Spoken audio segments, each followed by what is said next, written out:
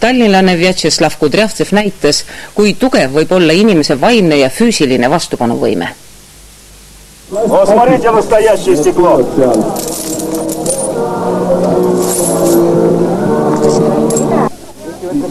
Vjatšeslav Kudrjavtsev heitis pealtvaatajate ees selili klaasikildudele ja hoidis kätega puudimi, millele tõusis sõiduauto.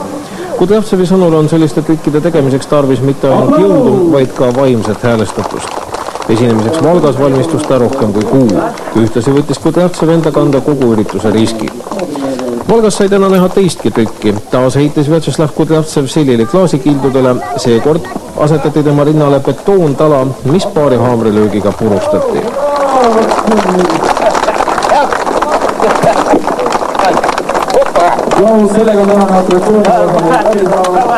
Это показывал не только силу, а это настрой идет. Себя вводишь в такое состояние, чтобы тебе это стекло не порезало и машина не задавила.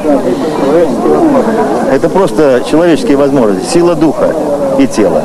Vjatšeslav Kudrjavtsev lubas täna käte peal hoitavale poodiumile astuda ka pealtvaatajail, kellele see ettevõtmine pidi sisendama energiat ja jõudu.